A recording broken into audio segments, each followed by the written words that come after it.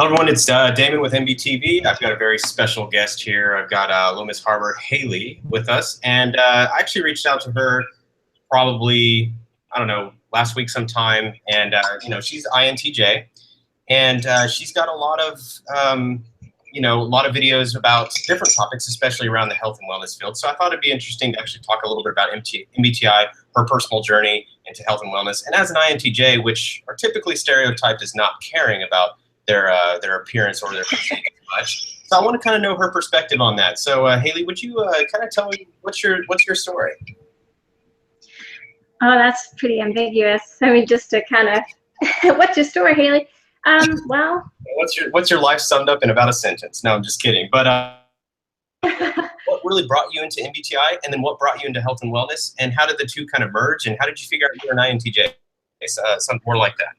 Okay, well, initially I took one of the online tests for a college course I had a few years back, and I initially got INFJ, and for so long I didn't look into it, and I was like, oh well, I'm an INFJ. And it wasn't until recently, a few months ago, that I met an INFJ, the Barracuda 57. I'm not sure if you're familiar with him, but yeah, I met him and got to talking to him, and was like, you know, we are quite different, and it really caused me to take another look at MBTI and look into it a bit more, and that's kind of how I found INT. Maybe this is the correct way. And I had a friend of, and I can't remember his name right now. I'm really bad with names. I suck with names. And he had the actual, and he allowed me to take it, which was really, really nice of him. He allowed me to take it for free, and yeah, that's basically so. Okay, and you know, you mentioned you said you suck with names. That's very typical of INTJs, as well as just not being good with names in general. I have a business partner that's an INTJ, and he can't remember my name, and I've known him for about 7 years. So yeah, it's pretty typical. He's not good with names. He calls me all kinds of different names all the time. So the other thing I'd like to ask you is, you typed as an INTJ. What in part of that, as a female INTJ, how does that create problems for you, say, in society? What difficulties have you ran into? What challenges have you ran into? It's a very rare thing to be a female INTJ. So, yeah, you know, I was telling the one guy I know, I wish I had $1 for every time in the last few months I've been called a unicorn, and I can tell you that I don't feel like a unicorn. I feel like a horse, and I guess that's a kind of a bad analogy there, but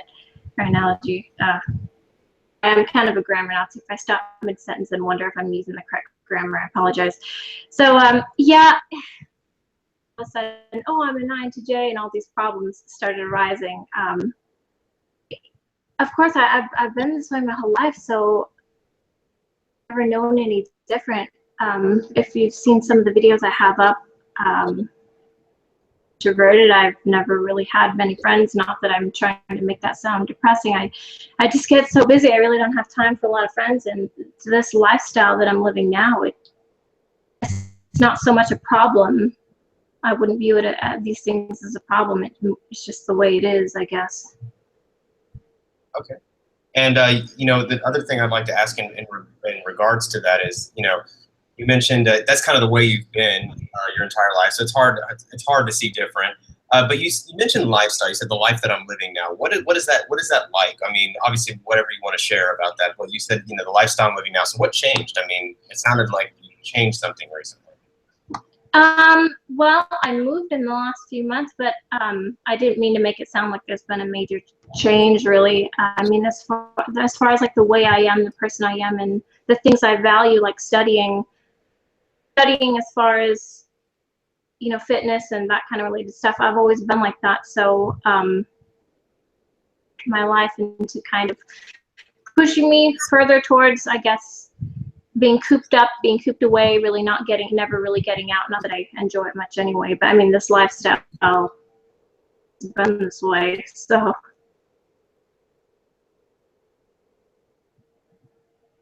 I think I lost that last part of audio. I apologize. Could you repeat the last part for me? Well, I was just talking about how, like, what I value as far as like my studies with fitness. I've always kind of been seeker like 4 or 5 years ago before I got into lifting. I was actually big into hair care, and I would go to the store and like pick up bottles and write down all the ingredients and go home and study them. I was always like wanting to, I always had my study time. There was always something I was wanting to look into. And so that kind of helped push me in the direction of just kind of being more cooped up, alone by myself. Always really, nothing really has changed as far as the way I am in my lifestyle. Okay. And have you noticed any growth spurts in the course of your life? I don't know your age, but in the course of your life, you've gotten yeah, from like FI tapped into that a little more, SE. Kind of explain that experience. What's it like, you know, seeing your functions develop before your eyes? What have you? Can you name anything? Any experiences? Any realizations that you had? Yeah, I actually made a video on this, and now I want to say this is coming from Haley's ignorant opinion. I really don't know much about MBTI. I don't at all. But Mr. Ben Vassell, and I've talked with him a lot about this, that I am F5 for my age, being an INTJ. And just within like the last, and I don't know where it comes from. Like, I don't know anything about how the functions develop or what like spurs them into development, but I have noticed a big change in myself. Okay. I guess the best way for me to get all this out would be to tell people to go and watch that video. Really, it's a lot to explain, but yeah, I definitely have noticed my FI just.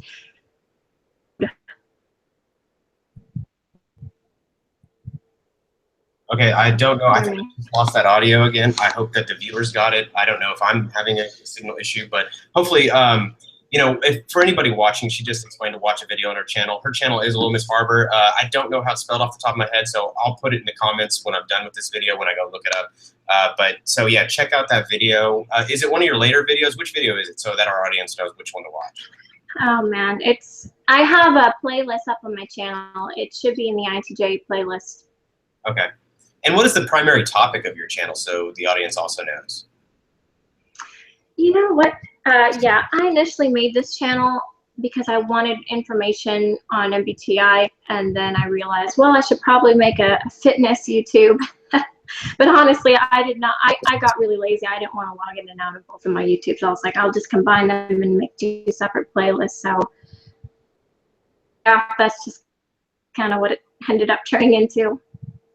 Okay, so it's kind of a mixture between fitness and a mixture between MBTI. So kind of the life of a fit INTJ in a way, right?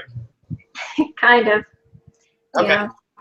And what really, as an INTJ, do you have you met any other INTJs, like personally? Or well, I believe my dad is an INTJ, just because I find that our minds are wired so similarly. It's crazy. But other than that, I really haven't, except for the internet. I've met with another one in real life. Okay. And so I was going to ask you to compare kind of, you know, most INTJs I know about, they think I'm crazy for wanting to stay fit. So it's interesting that you have this really fit aspect of yourself, and goes, I want to, you know, take care of my health or whatever, work out, that type of thing. Not that all INTJs are unfit. I try to avoid those stereotypes, but a lot of them just don't care that much. It's probably because of inferior extroverted sensing, and you know, 8th function introverted sensing. So it's probably that, which leads them to not caring as much. But I'm curious to what kind of brought you into that world, or what made you go, look, I need to work out, I need to get fit. And then kind of, if there are any INTJs watching this video, I'd like them to know that, you know, health is important. And there's an aspect of that that I think they could probably benefit from too. So could you kind of explain how you came across the world of health and wellness, and kind of how it makes you feel? And as an INTJ, what do you think is your future goal for health, and how can we contribute to you and maybe your channel or whatever to help you move toward a little further? Okay, a lot of questions there. I'm not sure I'll be able to get or even remember them all. What I was telling you, oh, I'm sorry? I said I'll remind you, don't worry about that.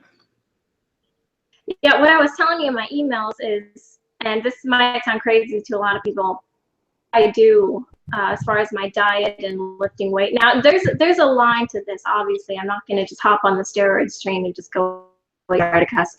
Yeah, I've been trying to watch that too. It really does sound bad. But yes, things I consume, lifting weight, like this is all goal, and that is to better my physique. The health benefits that come along with that, of course, I'm going to welcome them, very welcoming to them, and I do want to be healthy also. So, like I said, I'm not going to go crazy and hop on steroids just to, you know, bring my physique up to a level that I want right now and risk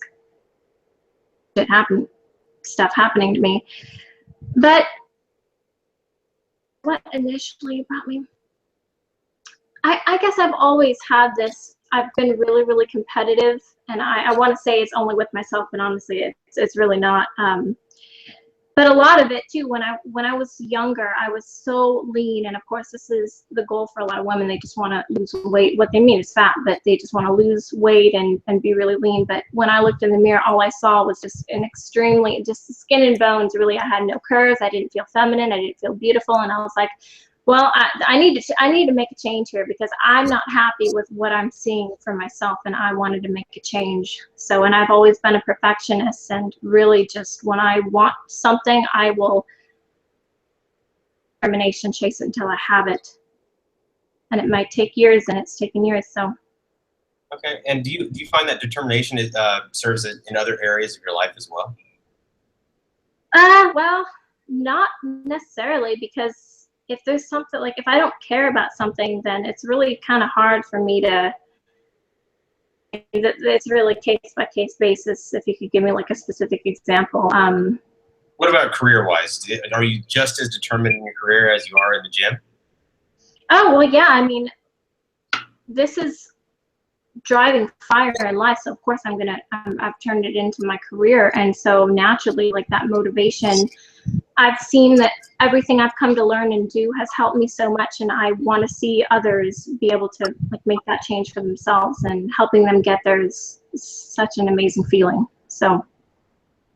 Okay, that's really exciting. You know, just so the audience knows as well, I served as a personal trainer, a master personal trainer, a fitness manager, and a gym owner for the last about 12 years. So I absolutely love fitness myself. It's a wonderful thing. And one of the things that I say that one of the involvements of fitness is you're going to have your own goals, whatever it may be. Get fit. It could be, you know, I want health and wellness. I want to look good. I want to lose weight. I want to, eat better. It could be a number of motivating factors. Regardless of what the motive is, as long as you stay consistent, you're generally going to get all the benefits anyway. So that's it's not so much a question of motive anymore. Now, granted, a lot of people may have a motive of, I want to, get in shape, but then after a while, it changes into something else. I want to eat better. I want to feel better. Or maybe something different, and that's okay. It's okay for that motive to change. And so, for her perspective, like she said, she's really, involved in the physique, which is, I don't know. Are you involved in competition too? Are you wanting to get involved? No, absolutely not. Okay, so this is just for you. I'm sorry, you cut out. This is just for you, though, right?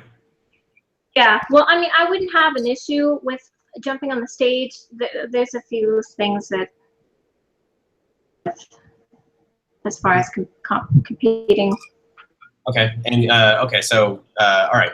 So you have a few issues with competing, like the industry itself, or what? Well, for example, let's look at the divisions. I'm not sure if it's figure or physique, but the ones above bikini, I'm not into upper body development so much, just because what I do to build my legs up. I don't plan on getting super shredded either.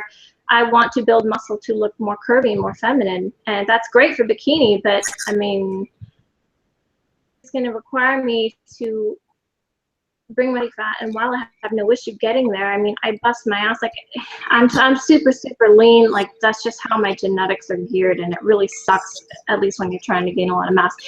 So there's that aspect that I'd have to diet down, and I'd just be scared of.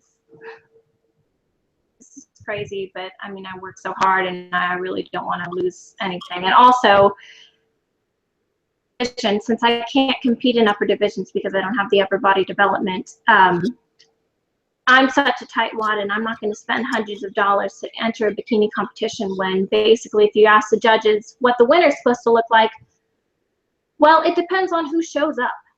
A load of crap. Yeah, that sounds they like. They don't have any set standards. It's so subjective. For me to hop on stage, it really is. For me to spend hundreds of dollars to hop on stage for a judge should not like my quads that day. I think no. Yeah, I have the same issue with it. That's why I had to ask. You know, I've worked and trained competitive bodybuilders before, and it's struggle because sometimes the guy that I worked with looks the best on stage, but the judges disagree. But in my opinion, Yeah. yes, and maybe I'm biased because I trained the guy, but other times I know the guy that I trained doesn't look as good as the other guy, but the guy I trained won.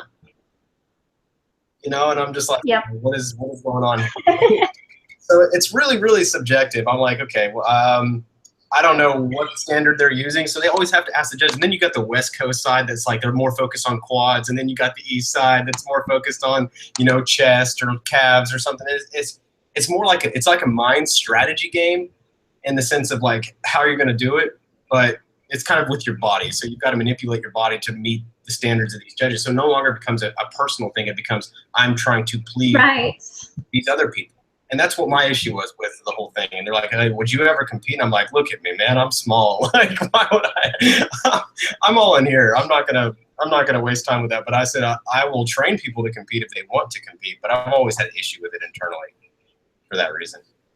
Yeah. Plus, I didn't like the feeling of having to wear Speedos on stage in front of a bunch of people. I'm kind of a shorts guy, you know, like.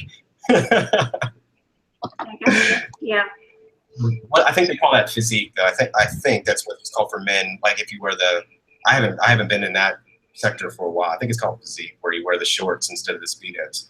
You know, so. Yeah, I'm not sure. Yeah, but I've seen them. Yeah. So anyway, that's a good perspective to have. So you know, you have that, and which I think is being authentic with what you want too. You want to look a certain way. You put in a lot of hard work to look the way you do, and then you say it's a fear.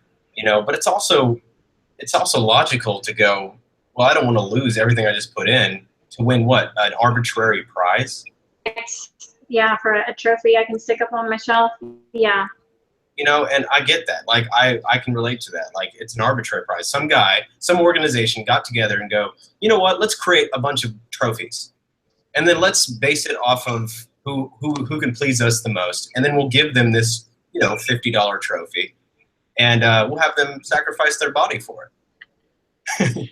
You know, so I'm that kind of issue with it. So it's like, okay, I have a particular issue with this, but you know, hey, I actually admire people who do go through the hard work. Not to discredit them, they work very, very hard to do what they do, and I think that is it's very impressive. I've always been impressed with the ability to go into the gym and work out for 2 hours. Constantly, every single day, sometimes twice a day. I'm like, you guys are crazy.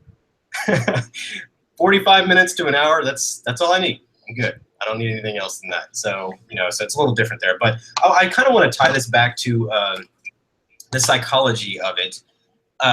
You know, I think there might be a correlation. I haven't put a lot of thought into this, but I'd like to hear your perspective. This may be something you've thought about for the first time too. But what do you think it is about, say, intuitives versus people who are sensing and fitness and health? Do you see there's a correlation there or not? And if not, I can. The correlation between? Yeah, so like people who have sensing preference versus people who have intuitive preference. Do you think there's a correlation between there? And let me share a little bit of my perspective on this. I personally think there is, because I think intuitives, what they're trying to do is they're trying to achieve, not like, hey, typically it's not like, okay, they kind of picture themselves in a different way. I also may think that intuitives typically, they're going to kind of read what it's like to be in a position to where they want to improve their aspect of health. And not only that, like sensing does too, but I think it's less focused on the way they appear and more focused on the way that they think they appear. And they kind of drive toward that goal. Whereas sensing is, I'm this way right now, and I can keep improving. But I think sensing is a lot easier because it's a routine base, and it's more, I know how I am right now, and I know if I keep this track up, it'll go this way. And I think there's some kind of correlation there. I haven't quite pieced it together. Like I said, I haven't put a lot of thought into that. But do you have any perspective on that, or is that something you haven't thought about? See, yeah, I don't know enough about it. Well, I don't know enough about sensing types to be able to. Okay. So we'll just stick with your answer there. Okay, so yeah, and like I said, I don't know how much you've studied MBTI or how much you really dove into it or understanding the aspect of it, but I like to ask questions that kind of evoke thought process into you know, how fitness actually plays a role into that. So let me ask you another question here, and kind of a side point. It's a question that a lot of people ask. What is it like in the dating world of an INTJ? I said this in our discussions video the other day, but it was such a sophisticated topic. Like nobody wanted to say anything. But now I got you one-on-one, so you can either log off or answer this question. But what is it like in the dating world as an INTJ? You know, and what thoughts go in your head? There's a lot of people who are curious about this, and a lot of INTJs just are reluctant to answer. So I'd like to see if you're willing to share, and if you're not, that's fine. I'll digress, but I'm curious to see your perspective on that. Well, I mean, this is kind of a really broad. It is. I want to. I'm asking vague questions on purpose because I want to know where your mind goes, but I can do more.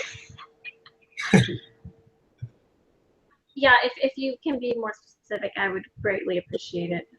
Okay, so how does it like, okay, for example, do you get approached a lot? Because INTJs can appear as very intimidating. Do you get approached a lot, or do you have to do a lot of work if you're willing to pursue somebody? How is that role? It depends. I get approached a lot over the internet, but the few times, like when I do go out, I am a very fast walker, and it's like when I go to the store, I'm on a mission and I have to get this, I get it and I leave, and I don't just mosey around and, hi, how are you doing today? Like, I guess hasn't really been a good thing. That's kind of subjective. Depends on if I want a partner or not, or if I'm looking for a partner. I am, but that the few times that someone's approached me and given me their contact information, or in the past they've found me online, I've been told that I come across as very in person. So for that reason, maybe another reason, but I don't get approached a lot in person. But yeah, over the internet, I do. Of course, people are. Oh, I really adequate. Yeah, and so let me, when you say that you got approached a lot, I got a little bit of cut out there, but I think I can put the pieces together. You say that you get approached a lot on the internet, but not in person as much, and you're kind of on a mission. I know that feeling. I was in Austin last night, and I was just dashing, right? And so, and when I was going fast, and I saw this guy, and he looked exactly like Danny Trejo. I was with one of my friends who's an ENFP, and he goes, man, that's Danny Trejo. And I said, no, that guy looks like Danny Trejo, but I'm going, right? I'm gunning past him. And then it wound up actually being Danny Trejo last night. So, it's because when I stopped and took a look at the situation, I was like, everybody was greeting him. Everybody was saying hello to this guy. And it really actually was. And he's one of those guys you can't really mess up. But see, I wasn't even thinking. I'm in my own mind, strutting along. I got a mission. I know where I want to go. I know how I want to get there. And so I can definitely relate to that. It does shut down a lot of opportunities, and it does appear intimidating. You know, you said something that really also captured my attention too, and you said, you know, when you're looking for a partner, when you're not, how do you get into that phase where you're like, I'm looking for somebody and I'm not? That's what I'd like to know. I think, well, this is just sucks because I'm hearing myself on your end kind of throws me out. It's okay. Yeah, so there it is again. I'm sorry. Okay, let me change that a little bit. You can go ahead. It should work in just a second. So, all right, how does that sound? Yeah, I don't hear myself. Okay, I'm just gonna continue talking. I'm just trying to. This is really for myself here. But in the past, when relationship, and the relationship ends, I'll go through a period of time where I'm so just disillusioned with the idea, and I get to a point where I can really get detailed with this, and I don't want to make this, like, I don't want to keep spending so much time on this, but the fact that I feel like picky, and not in a sense of like, oh, he's got to look a certain way or he has to have so much money. Like, I don't give a fuck. Like, I mean, yes, I do in a sense, but no, there really is. The most important thing for me, and like I've said in some of my videos, is see, and in the aspect of having like their fire and their passion and something they love. And it's just qualities that I look for, at least in my part of the world. I just don't find, I haven't really seen one that I feel could be my equal in that respect. Just kind of, I don't want to say depresses me, but it just makes me feel like, you know, well, if I end up being single my whole life, well, so be it, because I've gotten along this far. It's fine. So, I mean, there really are a lot of things. There really are. Okay, and what are those things? Well, like everything I just stated, and a lot more. If people want a very detailed or more detailed than this, they should probably go watch some of my videos, because those are like 8 minutes long, and I don't want to spend 8 minutes answering your question here. Sure. For me to answer you without a detailed question, more of a detailed question. Well, I'll change the question. All right, so you know, you have a standard which you uphold. This is actually pretty common for NTJs in general. And finding a match, I don't know where you're located in the country. I do know you're in Central Time, obviously, but other than that, you know, finding a match obviously is difficult. A lot of it is because we live in a digital age, and a lot of people don't know how to communicate their inner qualities. So it's harder to, you know, find somebody who can be, well, harder to notice what somebody really is. They feel more comfortable online. That's kind of how our generation is, as far as anybody from 18 to say 33 years old. It's everything. Everybody's comfortable online, less comfort offline. And so there's that missed opportunity for a lot of people too. And I think that, you know, one of the challenges that, you know, you mentioned of not only having this standard, like I said, I'm piecing together a little bit of what you said, because the audio has been in and out quite a bit. So I'm trying. I'm sorry. And no worries, I'm trying to gather pieces. If I say anything incorrectly, just correct me, okay? Because I want to make sure that I represent you properly. So that being said, you know, you hold a high standard, and would you say that it's idealistic? Like you tend to be idealistic in your standard in relationship, or would you say it's a fair standard? Oh, no. It was like me, in my own personal opinion, like just speaking for myself, ideally those are the qualities, like the mental competency, which I know that sounds absolutely crazy. Finding someone that has, like, I don't want to say their career, but I mean, they're driving fire, and it's just something they love so much, and I have like my thing, and we could both be independent but be together at the same time. And I just haven't found anyone that I've shared that with, and I'm not willing to compromise. Like I'm not willing to settle, and I won't settle, and I'll live the rest of my life single. Yeah. So. That makes perfect sense to me. I'm in the same situation. I'm totally comfortable being a single guy. Doesn't bother me at all. I love being around me. I love hanging out with me. So I don't really have an issue. I feel ya.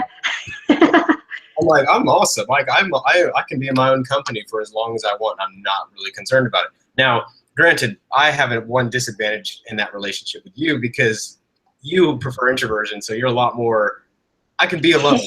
I have to be around somebody. So I had to get a dog, because that helps. So I'm like, okay, somebody, I'll talk to my dog, you know, or I'll do something, because I got to have that kind of interaction. So that's pretty cool that, you know, you have that kind of confidence. And again, I said my standards are really, really important to me.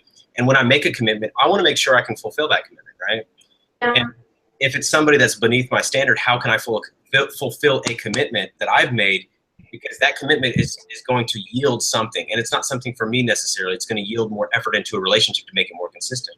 Because if I said I'm going to give you my soul, okay, and I'm putting my soul out there, and I'm putting, you know, 100% of effort into a entity that's outside of one person or another, and it's actually a relationship which exists outside of the two people merge to create a synergistic relationship. I put 100% of effort in that, and somebody else does. Why should I keep committing, right? And so then ultimately I'll have to break my commitment, which I hate doing. I make a commitment, I'm going to do it, right? And so I think, how is your viewpoint on that? What is your uncompromising standard, in the sense of what makes you say, be so committed to that standard? Because that's kind of my angle, like why I'm so committed to that is because my standard won't validate, because I see that invalidating the whole point of even being in a relationship. So would you agree in the sense of the way you see it, or do you have a different perspective? Yeah, no, I agree. I agree with my last few relationships, and the last guy I dated was over a year ago. I really sat back and thought about relationships I've been in, and it's like there was always something. It just, and again, this could be a problem because I don't want to seem, and like to me, it's not like this person doesn't have to be perfect. It's not that, but for what I'm specifically looking for, it's like they just weren't enough in those certain aspects that I seem to, and it almost made me feel like I was, at the end of the day, I was settling and I wasn't truly happy with them. Mhm. Yeah, and so that kind of makes you start to questioning the reason why you committed in the first place, right? Yeah. Yeah.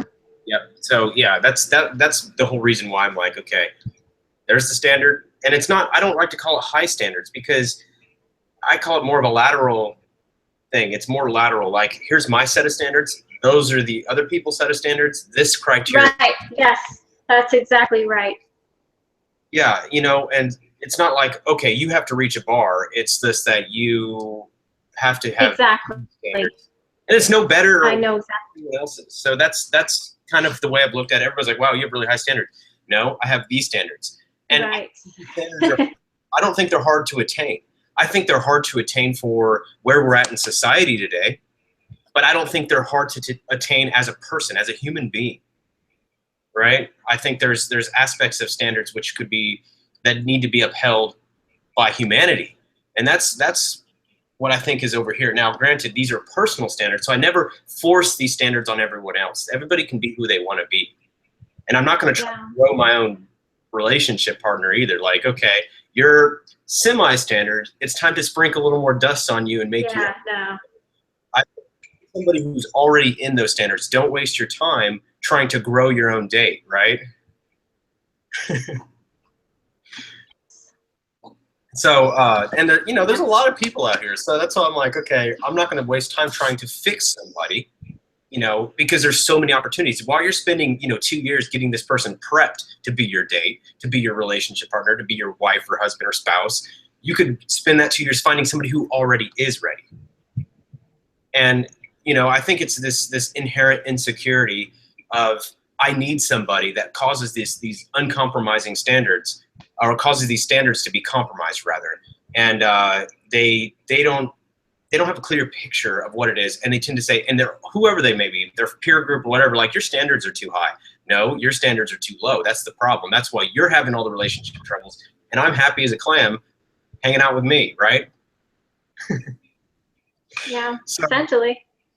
I think the aspect of the relationship is a huge thing, and obviously Daniel's heavily focused on this on MBTV, the relationship aspect of being able to create a successful relationship, and the two key ingredients is two mature people.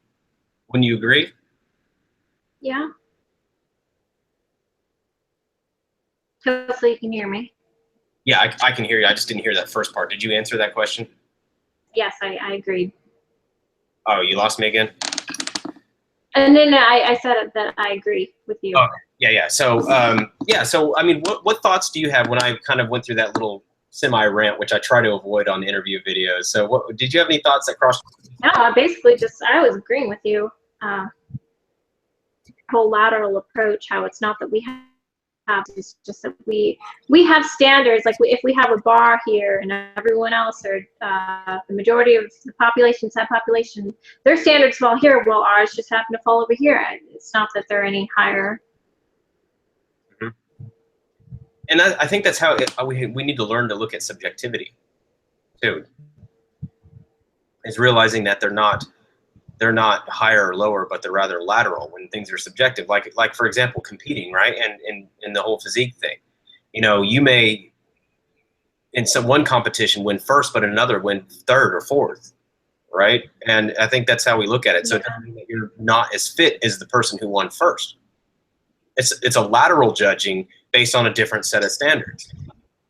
And if we carry that over to our relationship, we'll realize that our standards aren't really that high. They're just meant for a certain person that's most compatible with us.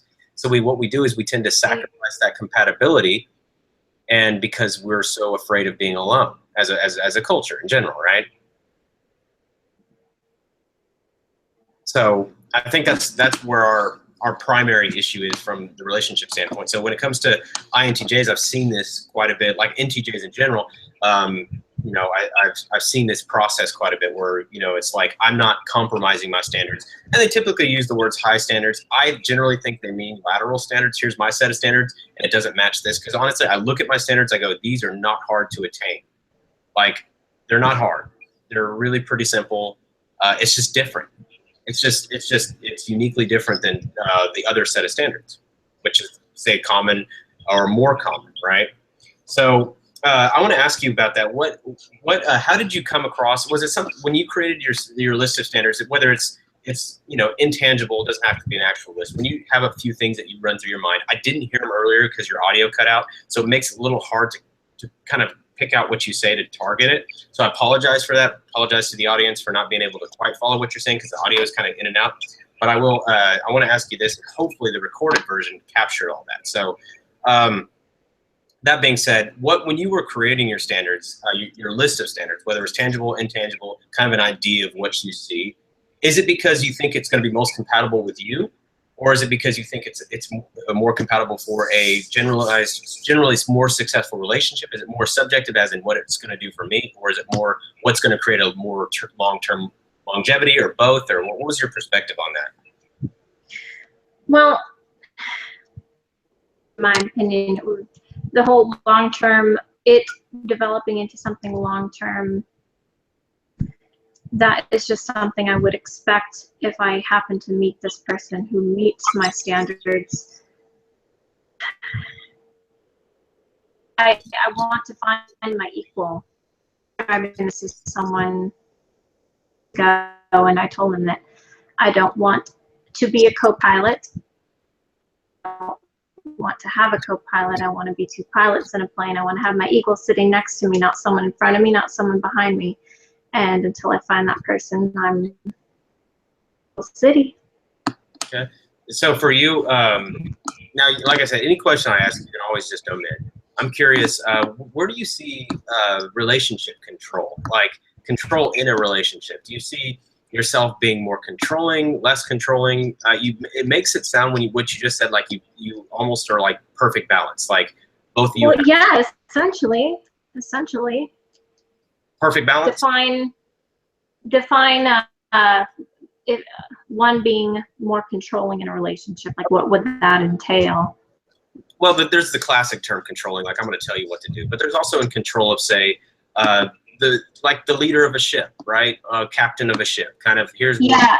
So. No. Yeah. Okay. I just wanted you to give kind of general definition. Yeah.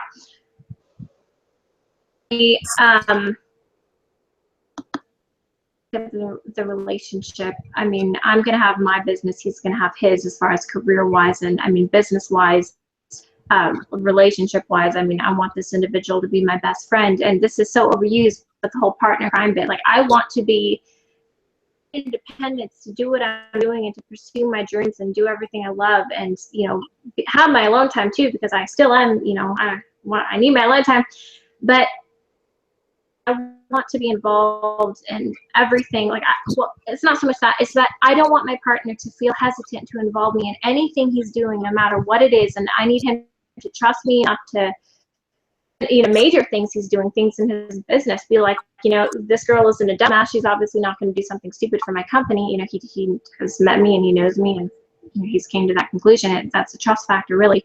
But you know, any aspect of the relationship, I don't want him to feel in any way hesitant to involve me, and I don't want to feel hesitant to involve him. Like, I want to be able to be partners in every aspect, but still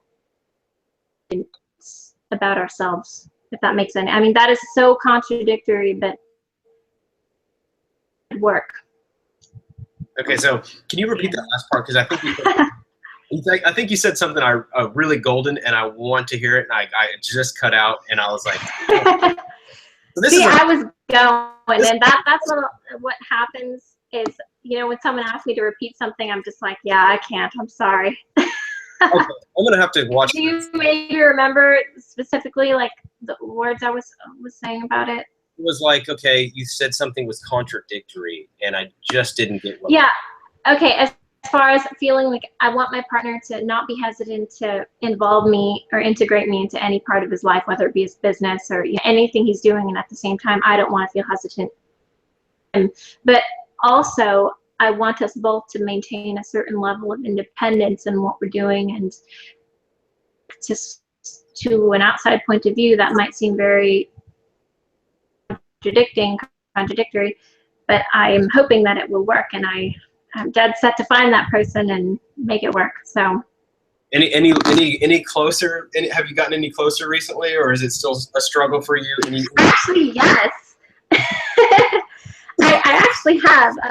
I don't want to go into too much detail. I recently have met someone, and man, wonderful. However, I am forcing myself to take it slow because something recent that just happened. I have a video up on that of my failed INTJ story. So that was kind of the last shipwreck I went through, and causing me to take this one really slow. All right, so I got to spend a whole day watching your story through your channel, right? Just go. Yeah, I've got a lot of. Ah, man, I just missed it. The audio cut out again. I just missed what you said. I got a lot of. So. Yeah, I just said that I have a lot of videos up. That's all. Yeah, and I mean, like I said, I'm gonna probably have to go through them and kind of follow your story, because me naturally, I'm very curious about kind of what got you to the point where you're at today, and that's kind of the point of this discussion as well, is to see kind of what your journey was like, and not only relationships but health and wellness as well. And I think relationships is a big aspect. A lot of INTJs and people in general want to know how INTJs process the whole relationship concept, because there's this stigma that INTJs don't even care about relationships. And right. Are you familiar with, I'm not exactly sure if they fall under enneagram, but it's like the self-preservation, sexual, social. Like, are you familiar with that at all? Yes, absolutely.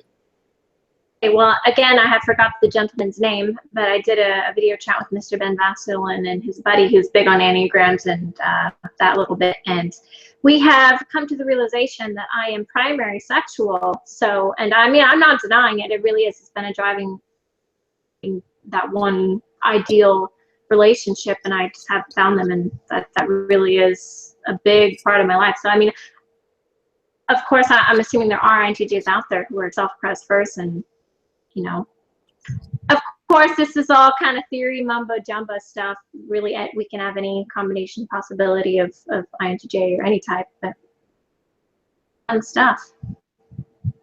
Okay, so I'm also SX first. I'm SXSO, so I think that's probably why we have an agreement here for the most part about standard connection and that kind of thing, because that is, and for me it's a little bit different because I'm ENTJ, so we have that little difference there. But as far as like the standards, what connection you're looking for, why that connection is so meaningful, why do we place so many standards on some people? Because you know how many times I've heard in my life where people say, oh, you shouldn't be so selective. You should try new things and experience new people. And I'm like, no, because when I invest into something, I invest everything into that thing. Yes. And so I'm not going to just invest into random people all over the place. That's not going to happen. Yeah, no. Yeah, it's like I am going to invest hardcore. So when it does happen, I know it's right, versus me having to try new flavors. That's not my thing, right? So I think that's the SX preference coming out, because you said the same thing. Are you SO next or SP next? SP. Okay, so a little bit different there. Okay, so, but that SX preference is primary for us, and I think that's probably why we have that agreement on, okay, we've got this separate set of standards, here's the way it is, and I don't think anything outside of that's really going to be effective. Now, you may be surprised. I mean, there's still that opportunity, but I think that for the most part, at least I am in a position to where I've kind of figured it out through lots of trial and error. Like you said, you have videos about your INTJ fail moments. I have memories of ENTJ fail moments, and they happen every single day. So I wish I could record all of them, but unfortunately there's too many of them, and I don't know if YouTube can support that much data. Well, what I was specifically referring to, the fail video, was my last attempt at into a relationship, and it was a horrible fail. And I have it all in that video. Yeah, see, I don't have the names to these videos, so I'm gonna have to. It's literally like INTJ rejection or something like that. This guy, I believe, is also INTJ. I know the online test kind of watered down version, but I had him take it, and I called it before he even took it. I was like, "You're an INTJ," and he was. So. Okay, well that worked out then. You know, you're able to pretty much predict his type. So was he similar to you in a lot of ways? Many, many ways. In fact, other than my dad, I really someone who really is crazy. It's crazy, but I guess that can be. Apparently, he just wasn't sexual. He didn't have sexual priority like we do, so I got put on the back burner, and I just got tired of it. And well, that's whatever the case may be, I don't know, but yep. Okay, so I'm still getting about 50% of what you're saying. So you got to work with me here because this is a real challenge. Because okay. I think the recording will capture it because this has happened many times before, and the recording gets it. I just feel like an idiot because I'm hearing. It's like hearing one fragment of a sentence and trying to put together a picture through that. And hopefully, I'm doing a good job. If not, you can cut the call and say, you know what, Chad, you did very horrible asking me questions that sounded like you weren't even listening at all. And I'm really trying, so kind of working with me here. But you mentioned INTJ. You said that he didn't really put as much time as you needed or matched the amount of effort that you were putting in. Is that the reason why you guys kind of ultimately, is that what you Yeah.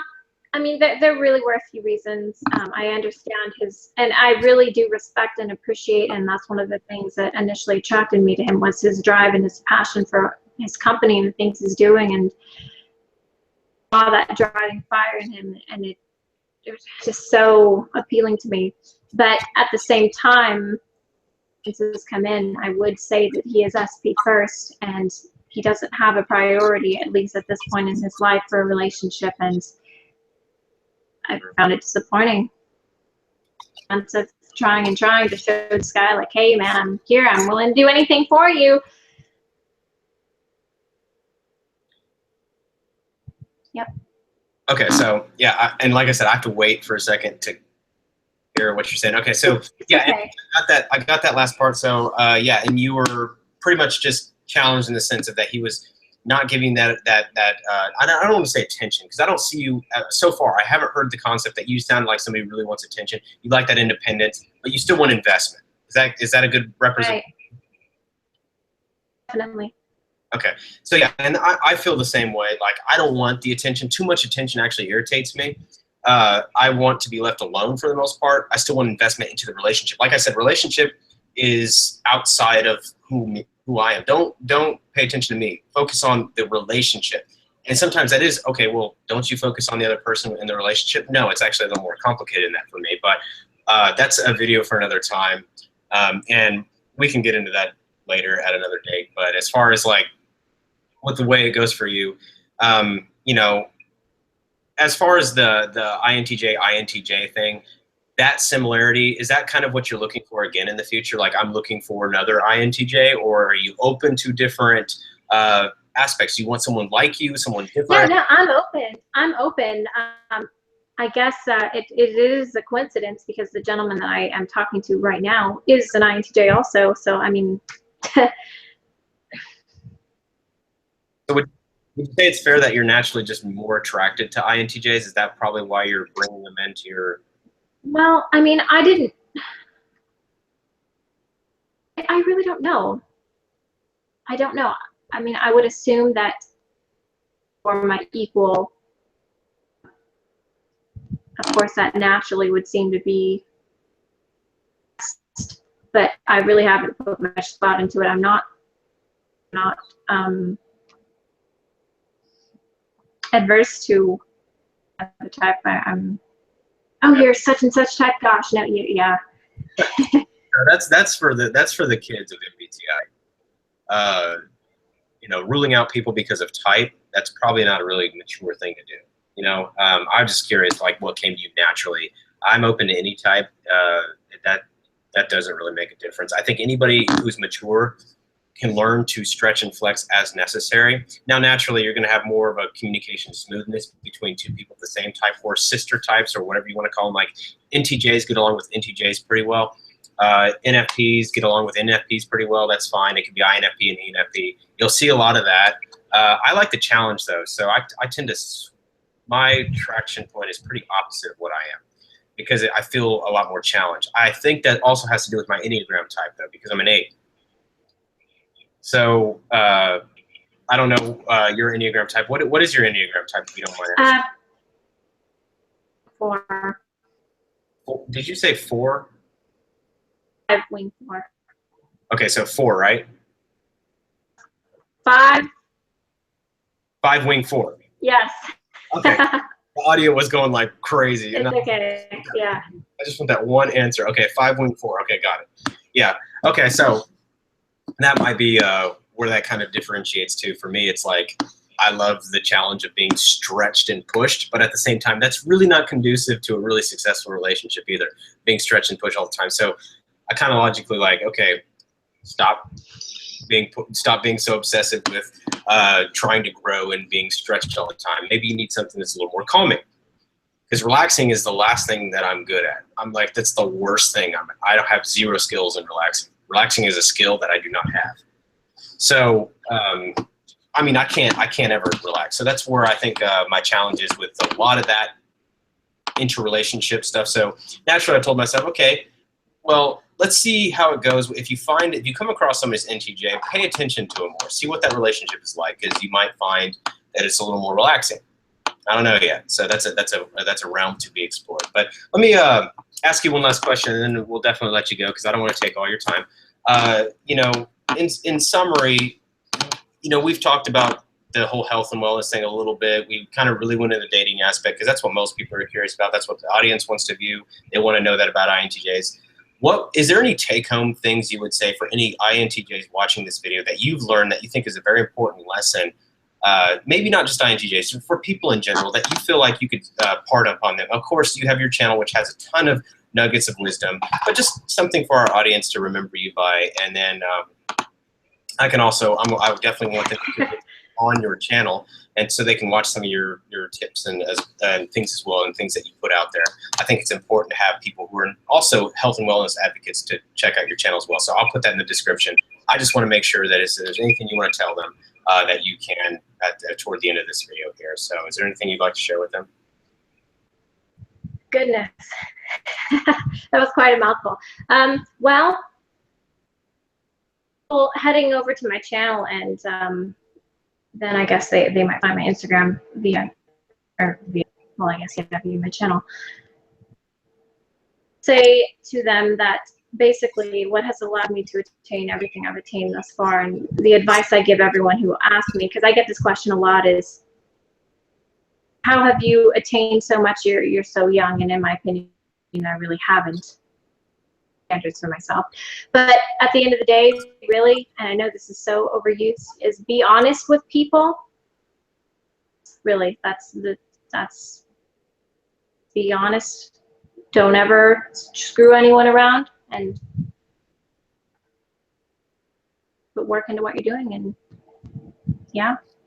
Perfect. And I will add horrible way to end it, but I will add one thing onto that. The most important person to be honest with is yourself. And that is the key to personal development. And that is the key to growing as an individual, is stop rationalizing your idiotic behavior. And if you can do that, then you can succeed. Whatever it is you wish to, whatever area you wish to succeed at, or in rather. And you just have to be honest. Where are you at? Where do you struggle? And where do you need to improve? And if you can look at it and go, wow, I really screwed that up, instead of, oh, it's that person's fault, when you know it's your fault. You're just trying to look for a way out. I know you're sneaky. Yeah, that's the thing I'd like to share and add on to that. So people watching, this is Lilmiss Harber. She's, her channel is on YouTube. I will add a link on there in the description as well. I want to thank you, Haley, for joining me in this call. It's, of course, a little impromptu, but and we had some serious audio difficulties. I wish it was a little more smooth, because I think we would have had a little more of a smooth conversation if I heard the other 50% of what you were saying.